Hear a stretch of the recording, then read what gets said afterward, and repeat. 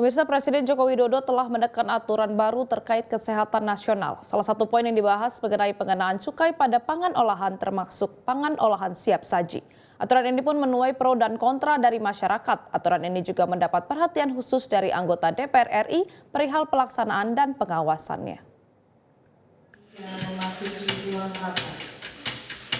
Presiden Joko Widodo merestui agar pangan olahan termasuk makanan siap saji dikenakan cukai.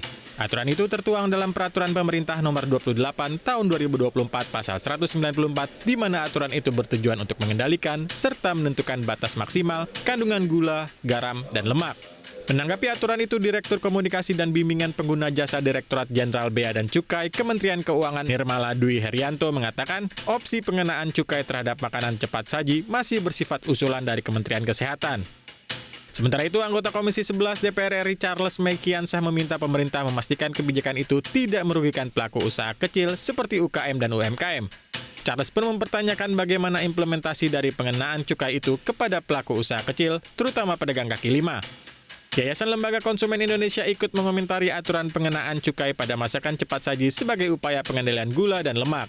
Menurut Ketua Pengurus Harian Yayasan Lembaga Konsumen Indonesia Tulus Abadi, aturan tersebut menjadi sarana pemerintah untuk bersungguh-sungguh membangun kesehatan publik menuju generasi emas 2045 mendatang.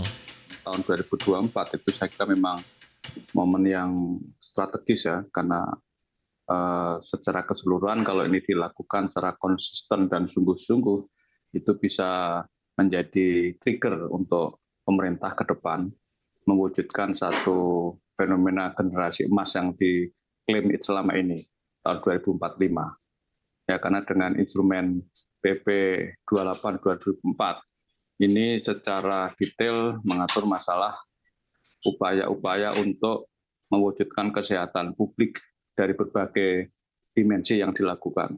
Ya, khususnya untuk masalah kesehatan secara langsung, misalnya menyangkut upaya pengendalian garam, gula, lemak.